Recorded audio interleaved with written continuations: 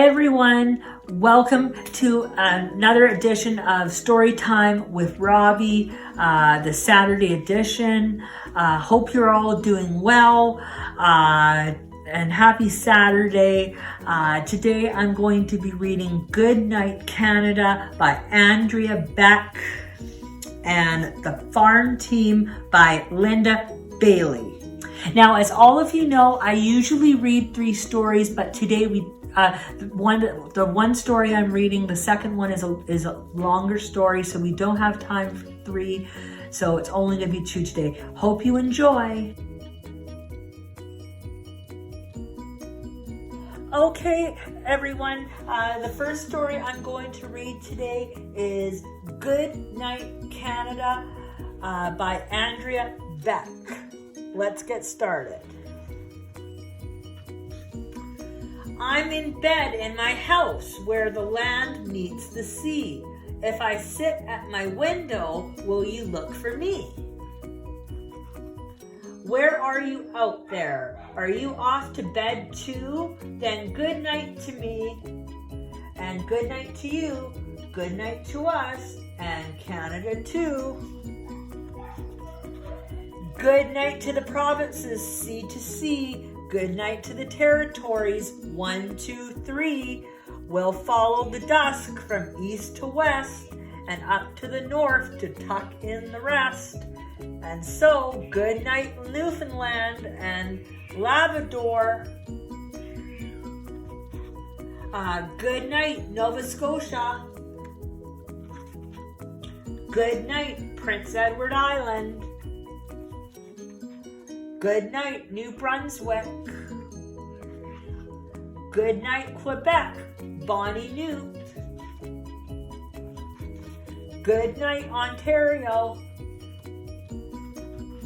Good night, Manitoba. Good night, Saskatchewan. Good night, Alberta.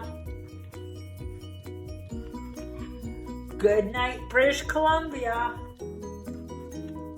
And up to the Yukon, good night. Good night, Northwest Territories. Good night, Nunavut, and good night, world. The end. Alrighty, the second story I'm going to read today is The Farm Team by Linda Bailey.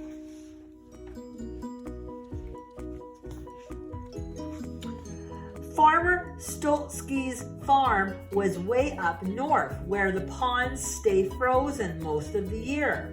Winter lasts for ages there, and the farm animals might have grown tired of it except for one thing: hockey. Those animals loved hockey. The first snow barely had time to hit the ground before they were lacing up their skates. And oh, the excitement. Steam rose as the pigs passed the puck. Feathers flew as the ducks took shots. And when the goats hit the boards, you can hear them all the way to Winnipeg. Every animal had the same dream, the Stolsky Cup. It had a rim of real gold. Many years before, it had belonged to Farmer Stolsky's grandfather. He liked to sit by the pond and sip tea and snooze until one nap time when the cup floated away. That was the year the farm animals started to play hockey. They found the golden teacup frozen in the ice and dug it out. It became the prize for their first big game ever against the Bush League Bandits. The farm team lost that game. They lost every big game after it too for 50 years, but they never stopped trying, and they never stopped dreaming of bringing the Stolsky Cup home. So this year, they practiced harder than ever. Even the animals who had no chance of playing, according to the rules, you had to be shorter than the net to play. So the cows were too big. The piglets were too small to be much use, especially the runt called Little Pete. And the chickens, hopeless. They kept scoring on their own net. But slowly, the team got better. They shot harder every day, and their goalie, a huge pig named George, was surprisingly fast. So on the morning of the big game, they felt a shred of real hope.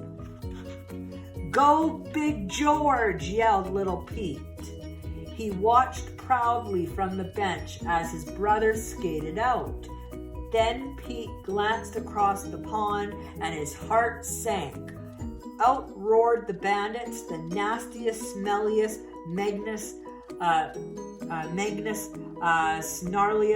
snarlingest bunch of varmints you've ever seen. They had claws on their fangs and fangs on their claws, and even their tails looked mean. The puck dropped. Seconds later, it was clear the bandits were going to play dirty. A porcupine named Needles started ramming farm players. The weasels were slashing and spearing, and the goalie, what a skunk. The farm team did their best, but at the end of the first period, the score was Bandits 3, Farm Team 1. "We're such losers," clucked a chicken named Marjorie, who sat molting on the farm bench. "No, we're not," said Little Pete. "My brother George will hold them." Then a goat named Billy intercepted a pass and scored for the farm team. They were now only 1 goal behind. Suddenly, Needles charged the farm team net. He crashed full speed right into their goalie. Big George went down with a horrible squeal. "Ree!" Dozens of squeals stuck out of his padding. "Hey!" squeaked Little Pete. "Needles did that on purpose." The porcupine got a penalty, but the damage was done. The farm team lost their goalie. They huddled sadly on their bench. Coach Clyde thought hard. Then he let out a neigh. "What about Betty?" "Betty's a cow," said George. "She's too big to play." "Maybe not," said the coach. "She's only a year old." He galloped onto the ice with Betty. Sure enough, she fit, just barely, under the net. "New goalie," yelled Coach Clyde. Now Betty wasn't fast, but she was solid, and where she stood sideways, she filled most of the net. By the end of the second period, she had blocked 6 shots. Meanwhile, a goose named Vera decked past the Bandits' goalie to score again for the farm team. The score was 3-all. "See," said Little Pete, "we can do it." "You think so?" said Maureen, peeking hopefully from under her wing. At intermission, there was a flurry of activity on the Bandits' bench. A new player from the crowd was putting on a Bandits' uniform. "Cree!" went the whistle to start the third period. When the farm team saw the new bandit, they started to shake. "No fair!" squeaked Little Pete. "That's a grizzly bear." "Sure, it's fair," said the Bandits' coach. "He can fit under the net, just like your cow." To prove it, the coach tried to stuff the big grizzly in. The bear didn't fit, not even close. But the referee was too scared to argue.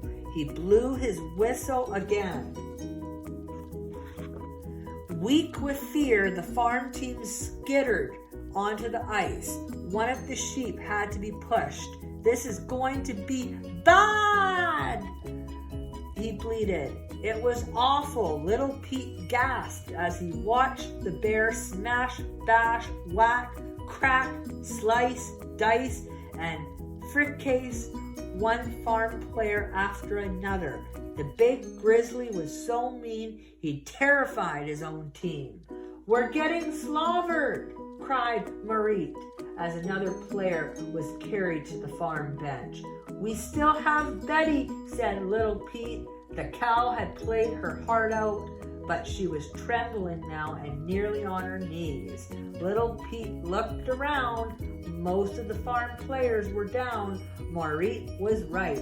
It was all over. They didn't stand a chance. With 2 minutes left, Coach Clyde trotted down the bench. "There's no one close," he said. Little Pete, Marit, "You're in." "Me?" squawked Marit. "But I'm a chicken." "Chicken or not, we need you," said Coach. Little Pete got bravely to his feet, and Marit followed. As they passed Big George, the goalie whispered in his little brother's ear, "You're small, but you're fast. Go, Pete." The pig and the chicken skated slowly out to center ice. Suddenly, they stopped cold. Marit's eyes widened in horror. The puck came flying through the air and landed right at her feet. With a growl that shook nearby trees, the grizzly came at her. "Pass!" yelled Little Pete. "Pass! Pass!" The panicky chicken whacked the puck to the pig. Then she rose, feathers flying in the air. As the bear raced past, she squawked and dropped an egg right onto his nose. The crowd roared with laughter. Suddenly, the bear served to face the pig. Little Pig froze. Then he remembered his brother's words. "You're fast." He tore off down the ice straight for the grizzly. The bear's paw rose like a hammer. His giant jaws opened. "Faster," thought Little Pete. As the huge paw came down, he ducked left, then right, then he charged between the bear's legs. The grizzly wobbled, but just for a second as Little Pete raced for the bandit's net. The bear was right behind, so close Pete could feel the hot breath on his back. "Faster," he thought, "faster!" Putting on a burst of speed that shocked everyone, Pete streaked ahead. He was practically flying. He came at the goalie like a bolt of lightning. The goalie leaped too late. Little Pete drove the puck right past him into the bandit's net. "He shoots! He scores!" squealed Big George. "That's my little brother."